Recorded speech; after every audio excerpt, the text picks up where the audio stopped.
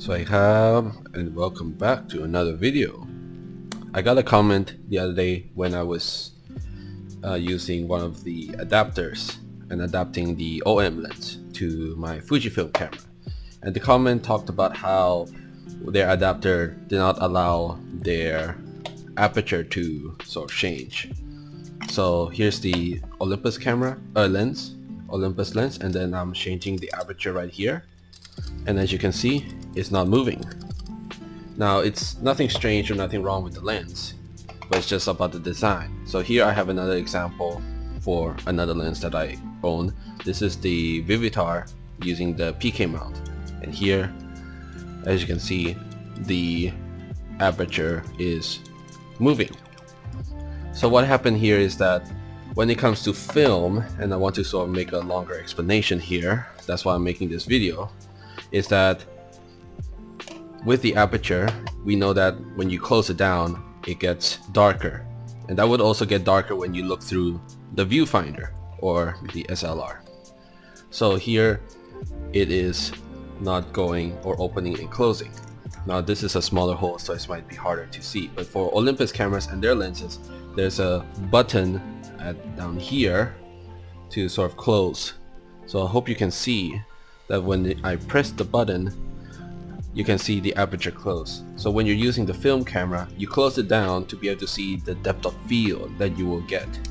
So what happened here is that it will be open at all times to give you the brightest view through the viewfinder here. I'm just going to use that term for now. Hope you understand. Viewfinder here, you get the brightest image possible to manually focus, and then if, let's say it's a portrait and you can take your time to sort of check the depth of field, let's say you're at like at f8 or something, you can press this button, and then now you'll be able to see the depth of field change. So back to my 50 1.4, so I stop down to f16, and here's the button again, and I press it, boom, I'm able to close down the aperture. So how does this relate to the adapter?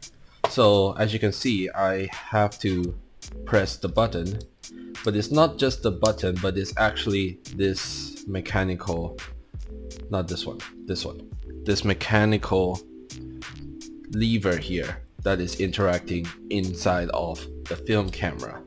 So I don't need to actually press this button. Okay, I go back to the f11, aperture is open, and then let me see, I move the lever, and then there it goes, it closes. And then I go press the button, that's the lock mechanism. Here I press the button and it closes, and then the lever here is moving as well. Hopefully you can see the lever is moving. So the button is for you to use it inside, but this thing is the mechanism inside of the film camera. So basically what happens is that when you press the shutter on the film camera, it moves the lever to the aperture that you set, and then it takes a shot. But with film camera, it does not have that.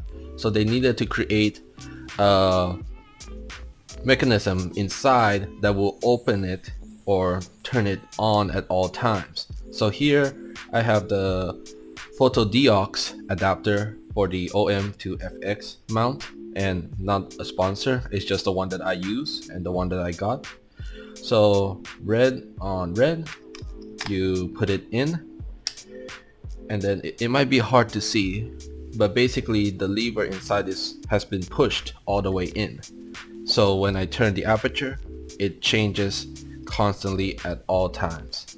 Now how does this work for the Vivitar? Just for some extra info. So for the Vivitar, it's the opposite. No matter how you turn, it changes the aperture, but we still want to be able to see like the brightest image possible when using film cameras. So this one works in reverse. Their lever is going to be open at all times, and now it's open for you to be able to see a bright image in your film camera. And then when you take the shot, it closes, takes a shot, and then opens up again. So it works the opposite way. And then yes, I do believe the Vivitar camera that I had a similar button to the Olympus, where you can close this to be able to see the correct or proper depth of field in the lens.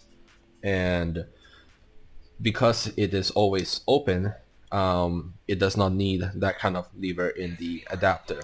I don't think this is a PhotoDiox adapter.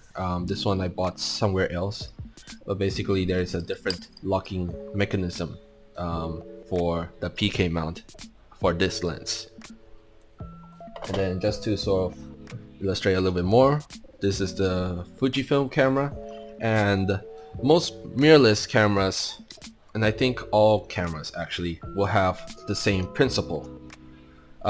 So I would just set the aperture to, let's say, f8, and then there's the f8 in the camera, and it will change, so it will open and close.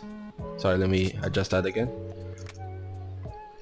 Now I think it's currently that dark because it's like auto mode, but sometimes in the dark I do sort of see, you can see like the aperture still changes a bit. It's because like there's a lot of light shining in, so the camera thinks that it does not need to open it fully. But the basic premise is that even digital cameras will basically open their aperture to the maximum for the users to also be able to see as much as possible of an image, and only when you take the shot it will close down to the correct aperture for you to take the shot. So the principle is, I think, similar or the same. So putting this back in, that is the size that you will get,